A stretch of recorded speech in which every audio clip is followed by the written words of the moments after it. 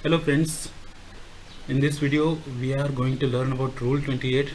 The title says valuation when supply is between distinct or related persons other than an agent. Distinct means we are speaking about deemed distinct person. I have specifically given the meaning here. Deemed distinct person means a case where same person is registered at two different states or branches of same business or relation between principal place of business and additional businesses. In the registration chapter, we have already learned that whenever a person is doing business in two or more states, he has to take two or more registrations. As many states, so many registrations he has to take. So the relation between such branches or such businesses will be considered as deemed distinct persons. Okay, any supply between such businesses will be considered under Rule 28 or related person. Okay. Now the rule is applicable when supply occurs between deemed distinct persons or related persons, excluding supply through agent. The example is given here: branch transfers. Transfer to or from a subsidiary to the holding company, right? Because they are related persons. Supply to another business entity of same family member, right? That is also an example. So what is Rule 28 which is given in the Act? The value of supply of goods or services or both between distinct persons as specified in the subsection 4 and 5 of section 25. Section 25, as we know, it is the procedure for registration, or where the supplier and recipient are related other than where the supply is made through an agent, shall be the open market value of such supply. If the open market value, if OMV is not available, then the value of supply of goods or services of like kind and quality we are going to consider, and if that is also not available, then we have to determine under Rule 30 or Rule 31, right?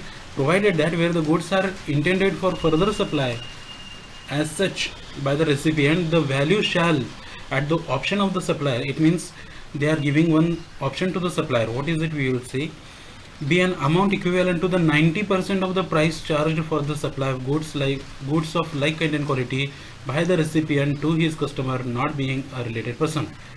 Provided further that where the recipient is eligible for full input tax credit, if the recipient is taking full ITC, the value declared in the invoice shall be deemed to be the open market value of the goods and services.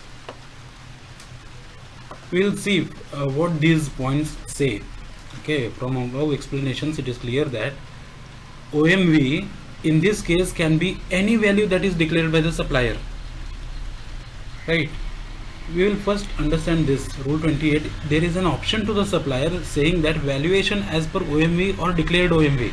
You can declare your own OMV. It means you have to declare your own OMV if and only if the recipient is taking full ITC. If the recipient is not taking full ITC, you cannot declare your own OMV. So if you are making supply of rupees 100, and if the recipient is making the ITC, is receiving the ITC or availing the ITC of rupees 100, then you can declare your own open market value as even rupees 10 or even rupees 20 or even rupees 1. Okay, because it is understood that if you are valuing rupees 1, the recipient is only getting ITC of rupees 1 only, right? This is what we can understand from this declared OMV.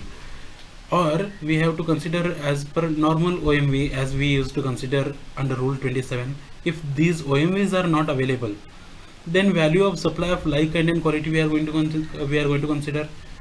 If value of supply of like kind and quality is also not available, then Rule 30 or 31 we have to consider. Rule 30 is cost based valuation and 31 is best judgment assessment, right? And there is the option of the supplier, as we said, and this option is value shall be equal to 90% of resale value.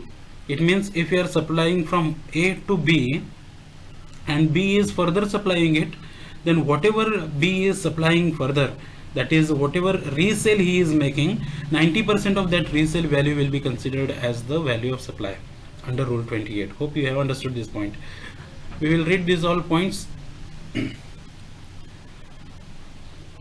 OMV in this case can be value that is declared by the supplier, provided the recipient must be eligible for full ITC on the same supply. It means the supplier has an option to declare OMV. Such type of OMV is called deemed OMV or declared OMV, right? In cases where recipient is not eligible for full ITC, so recipient has to be eligible for full ITC, then only you can declare your own OMV. If your ITC is blocked under section 17.5, right? 17.5 is the blocked credit. So if your ITC is blocked, you are not eligible to declare your OMV, right? The actual OMV shall be considered. Actual means as per rule 27. So example for above points is B2B transactions, right? Other than 17.5 transactions, it means blocked credit. B2B, business to business, because this is, you are transferring goods from one business to another business, and this next business will be supplying it to the customers, right? Deemed OMV we have to consider, or for the B2C transactions, actual OMV we have to consider, right? And if the OMV is not, if OMV cannot be identified, then the value of supply of like content quality we are going to consider. If that is also not available, then rule 30 or 31. This rule also gives an option to the supplier of goods where such goods are supplied further, the value shall be equal to 90% of the resale value. Resale value means, in this case we have seen, be business to business. Business means this second recipient is also selling it further, right? So resale value, 90% of what he sells is the value for this person, right? This is what we can understand from rule 28. Here is an example. Illustration 6. Messrs Gokul Traders Mumbai has wholesale business in Mumbai and Pune. These businesses have been registered separately. Okay, Gokul Traders is one person. He has registered two businesses differently, Mumbai and Pune. So these are not two different states. So what? You can take registrations as many as possible, right? On 12th May 2020, goods worth rupees 25,000 were supplied from Mumbai to Pune. The Pune branch further supplies these goods to retailers in Pune city and surrounding cities for rupees 28,000. The actual market value of such goods in the market is 30,000. Determine the value of supply. So actual OMV is given 30,000, and Pune, that is the recipient, is further supplying it for 28,000. It means 90% of this is also an option for the Gokul Traders. We will see what works better. Solution. Messrs Gokul Traders is a registered person at Mumbai and Pune, registered separately. Thus, these two branches shall be considered as distinct persons. Distinct means different persons. However, they are related persons. Obviously, because there is only one person who is taking two registrations, and therefore rule 28 is applicable. Okay, this declaration you will have to give whichever problem you solve under the rule 27 to 35. This declaration has to be given.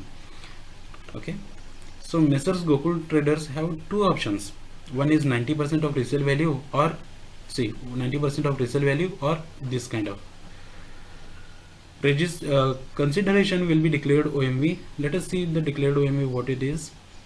Messrs Gokul Traders can declare OMV as reasonable as possible. As reasonable as possible, right? If you are declaring worth rupees 25, if you are declaring only for rupees 10, that is also fine. Because see, you are supplying goods worth rupees 10 here, he will take ITC of only 10 rupees. He cannot take more. This is what is the logic behind declared OMV, right? So it can declare OMV for rupees 10,000 or 15,000 or 20,000 or 25 or even 1,000 only. Hope you are understanding this point. However, the recipient receives proportionately less ITC on the said goods. This is what I have explained. Thus, there is no loss on the part of the government. Thus, let us assume the OMV be 25,000. There is option 2, 90% of resale value. Resale is 28,000. 90% of 28,000 is 25,000. So in both cases, see 25,000, this is 25,200, I'm sorry. So here in the option 1 he is giving 200 rupees less supply. It means proportionately his GST liability will come down, and therefore option A is best suited. Hope this is understood. Rule 29 we will see in the next video. Hope you have understood this point. This is very easy rule. There is only one technicality here, that you have to consider these two options here, right? So OMV or declared OMV, value of like, kind and quality, and valuation as per rule 30 or 31. This is what we are going to consider. Hope you have understood. Hope everything is clear. For any clarifications, doubts, please comment below. Your feedback is valuable. Thank you.